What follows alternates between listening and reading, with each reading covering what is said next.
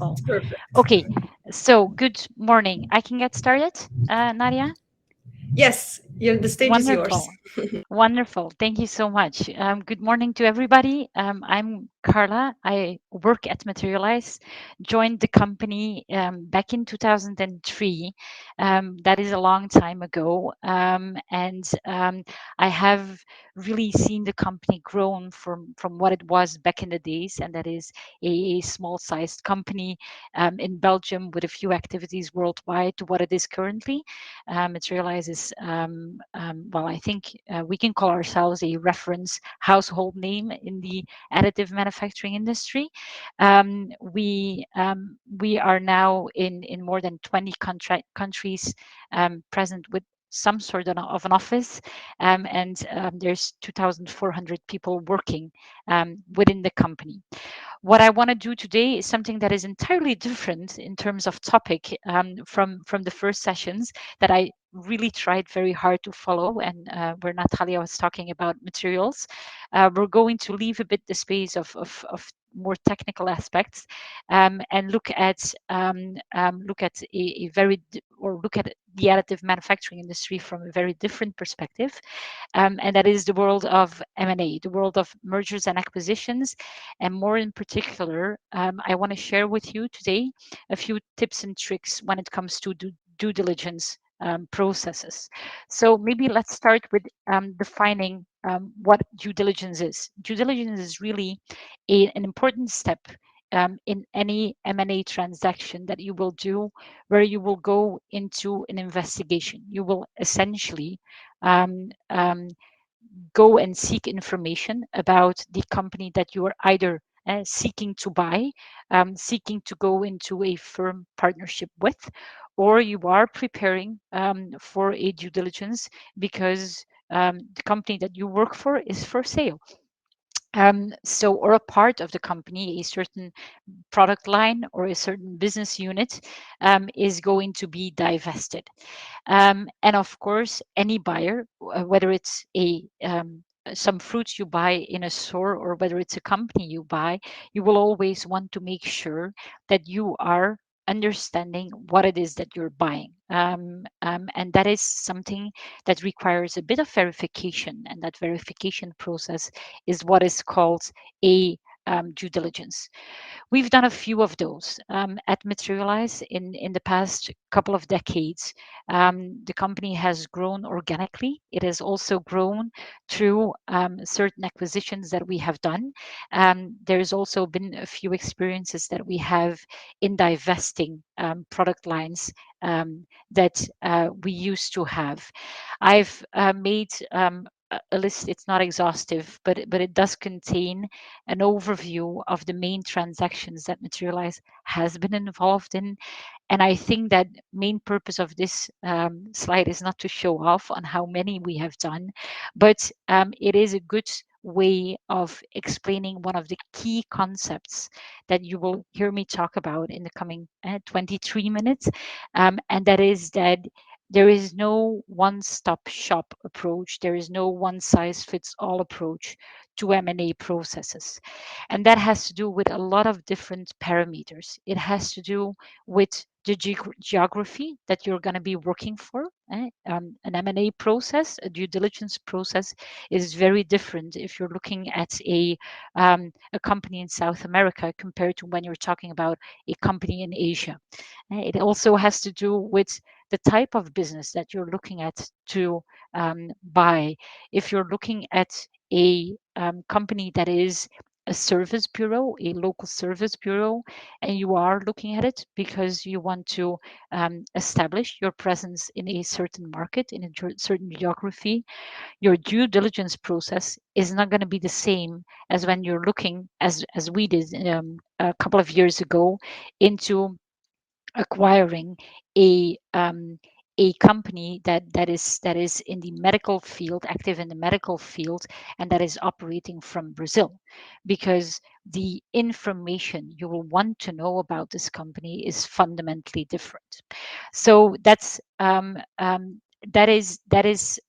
one element that I really want to stress during this presentation, is that make sure that you take into account the location where you're looking at, and the type of business you're looking at, and don't think that with one set of rules you'll be able to, with a high quality and in an efficient and effective way, perform your due diligence process. um, Key points of what I want to talk about. I'm not going to do, maybe I should start there, is give you a long and boring presentation about how a due diligence process is technically conducted. And hey, you start off by sending a questionnaire, and it comes back, and you evaluate, and so on and so forth. I think that that is stating the obvious. If not, there's plenty of resources available to find out about those. What I want to share with you is really the working experience that materialize, and I and other people in our teams have built up, and common denominators that we think are important to bear in mind when conducting a due diligence process. First off, the importance of defining an end goal, verifying that you speak the same language, and I'll go into that, understanding the habits of the company you're looking at, and focusing on the people and the culture. Make sure that if you're going to seek outside help, be it legal, be it financial, be it regulatory, be it different, you find smart people, and you manage them in a smart way. It's two aspects that I want to talk about.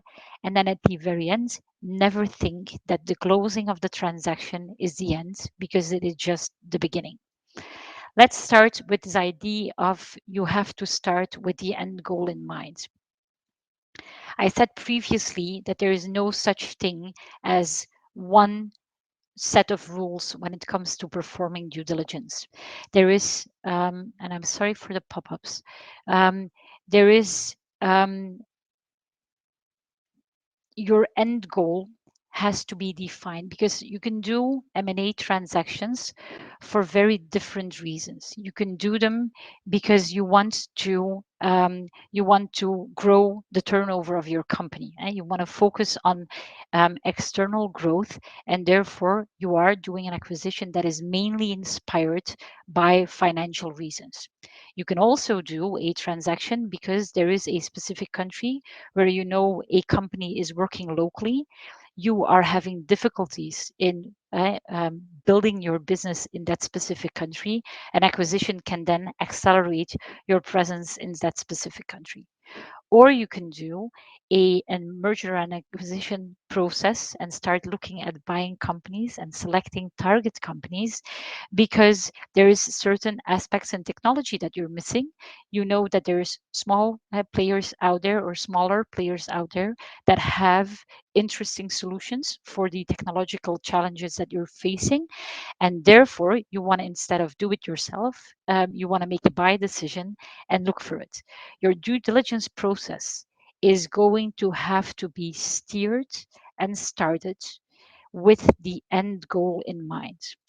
And for a due diligence process, you will always build a project team, because you will have to pull people from very different backgrounds and perspectives together, and make sure that each with their specialization, they contribute and they evaluate what is being responded from the target company.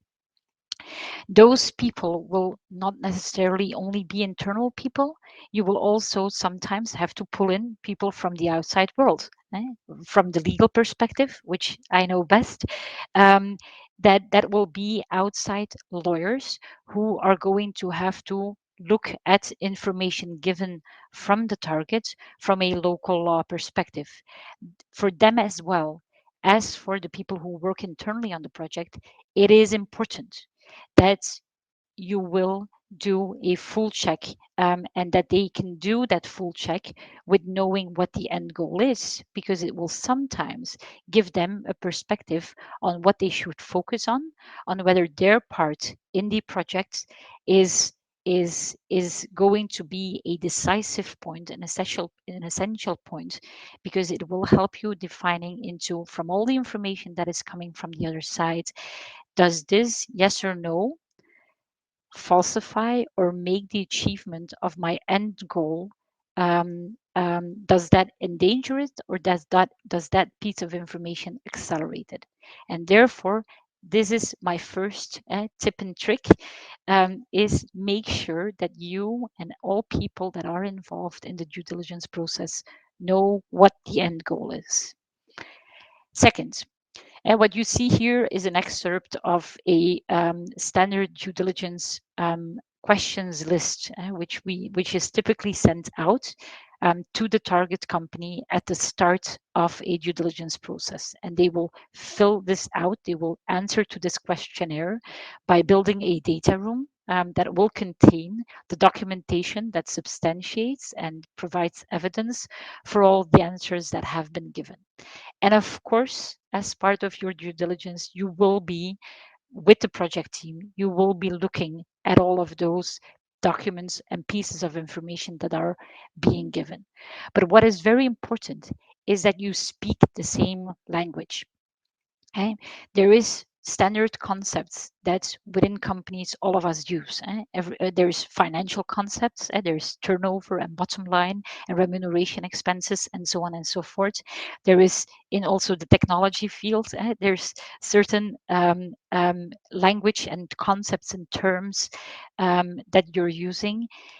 It is not always the case that the meaning attached to those terms are the same for the company that is looking at an acquisition and for the company that is looking at being bought or that is a target in the acquisition.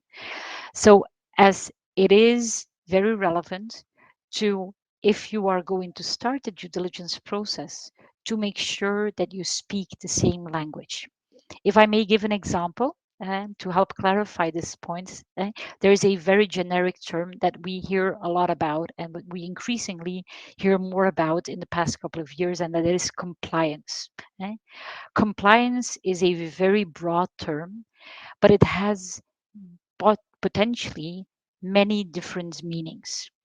If you are including in your due diligence request list and questions list the questions about compliance, make sure that the meaning attached to that from the target company when they start providing answers is the same as the one that you have in mind.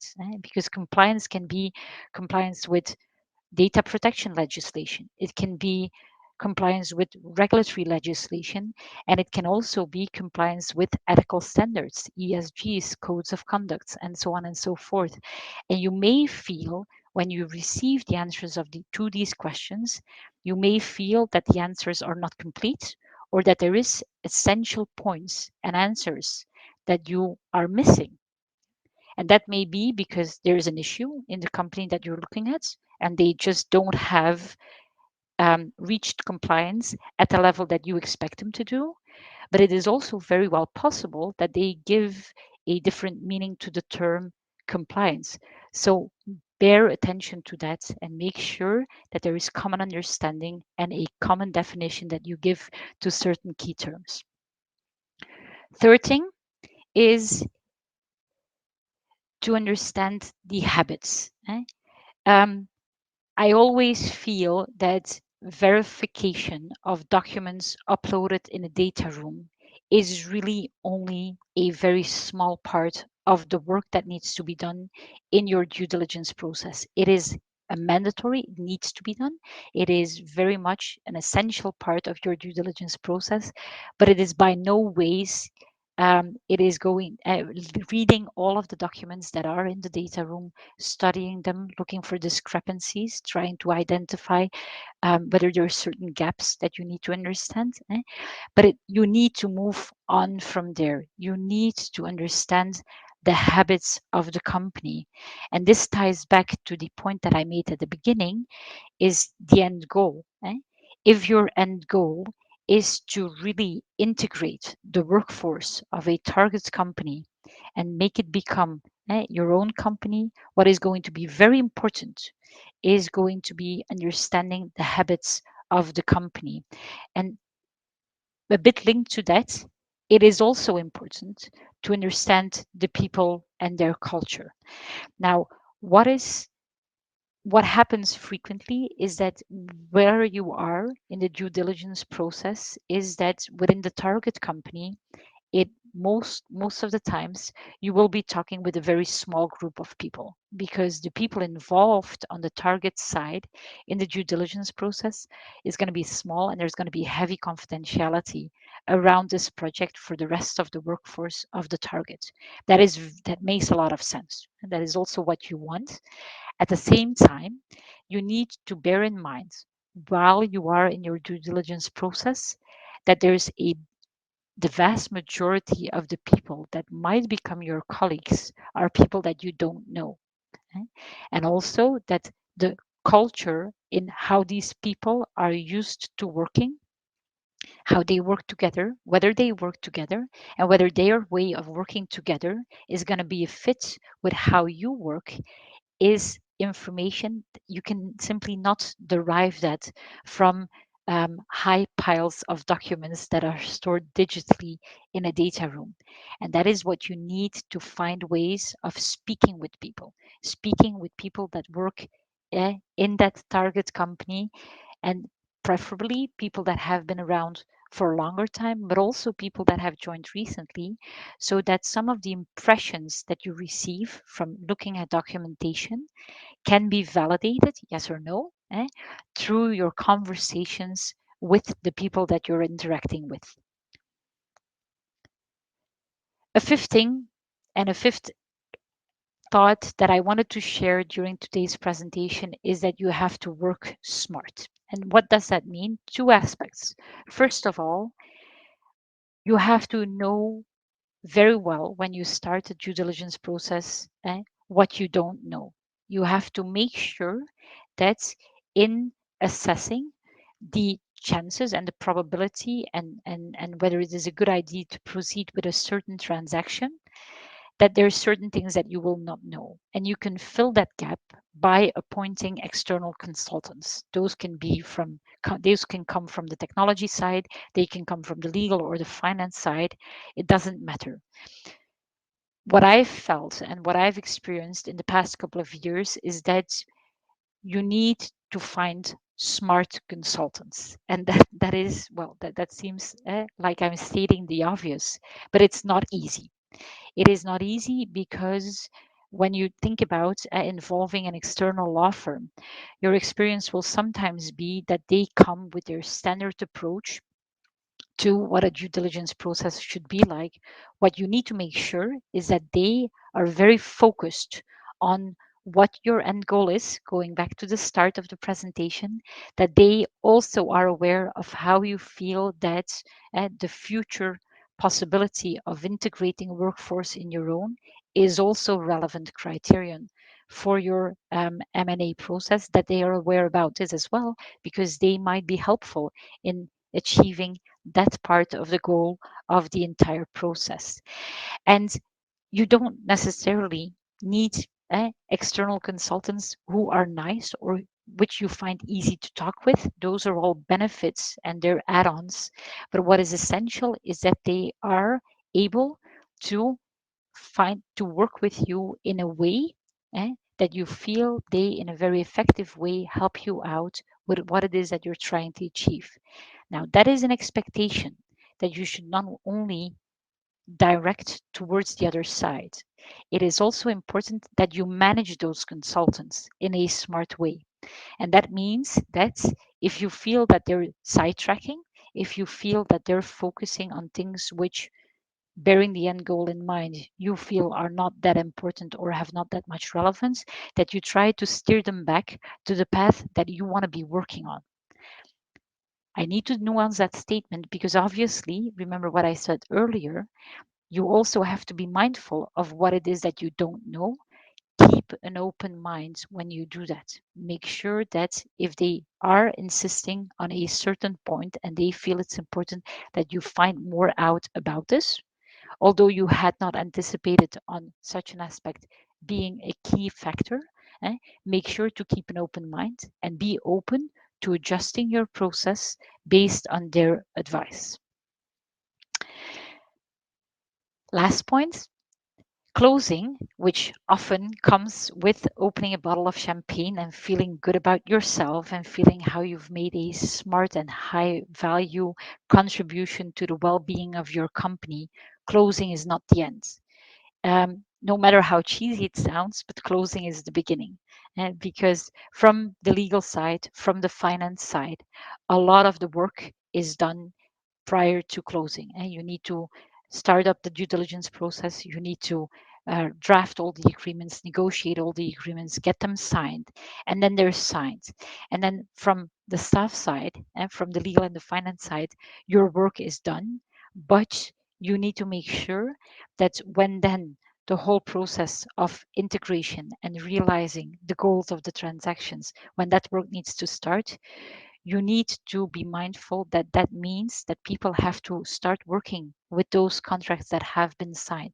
So you cannot put them in a closet, forget about them, and then start moving and start working together with the newly acquired company. No, the idea is that you really take those contracts, take those arrangements, and take all of those expectations and start using them in real life and in your joint operations.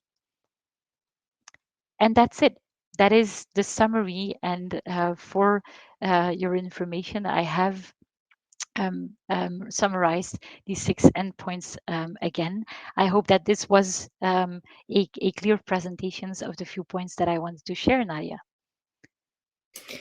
Thank you so much, Carla. This was such a wealth of knowledge. I think not many of us here were involved in due diligence, so this is really valuable information for all of us. Thank you so much. Glad to hear that. I wonder, as a chief legal officer, for those interested in following the same career path, what are your recommendations from your experience? Well, um, if if you have a legal background and you have an opportunity of participating in an M&A process, go for it. That is definitely one recommendation. It's not always easy because oftentimes, especially if you are in the additive manufacturing industry, there is no course on AM in law school. So you are, of course, working in a world that you know technically very little about. Don't let that stop you from actively participating and from playing your role, and also asking and demanding that you can play your role, because there is a lot of added value that can be brought from the legal side into such an M&A process in the 3D printing industry. That's right. Thank you so much. And we have Mhm. just now, I see a few questions coming in Yes. from Matt. What do you think is the average duration of a due diligence process for a small target? Less Well, than if you 20 people, he says. yes, so experience from Materialize, we have acquired a couple of years ago a company in 5 business days because we had to be quick. But we've also been involved in processes that have taken more than 12 months. It is the duration is defined by a couple of factors. There's of course, I mean, very obviously, there is, do you have the time? Do you have the time to spend that you want?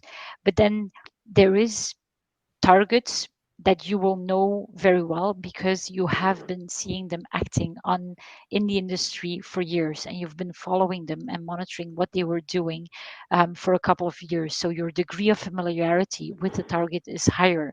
And that is not always the case, so that will be a driving factor for duration. Another one will be the size of the transaction you're looking at. I mean, an M&A transaction of a few $100,000 is going to be in principle is going to be requiring less resources and less time compared to a multi-million dollar acquisition. That is second. Third is also what jurisdiction are you looking at? Are you looking at a country that you know, that you are familiar with, or is it in a what you consider to be a more exotic place with a regulatory framework that you're much less familiar with? So there's really a lot of parameters that will drive duration, of the process. Wow, that's awesome. I think you answered Matt's question very well. Hmm. Thank you so much, Carla.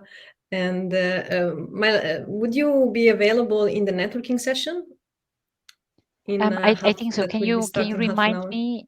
Can you remind me, Nadia? Yeah, it starts at 10 Central Yes, European yes, time. that's fine. I've blocked that time. Okay. No Yeah. problem. Yes, Awesome. I will do. So if for everyone, if you want to talk with Carla, you can speak to her in the main stage later in the networking session. Thank you so much, Carla, You're welcome. and Talk later. Have a good day, talk Nadia, and talk thank to you you for later. Thank hosting you. and giving me an You too. opportunity to talk. Bye. Bye.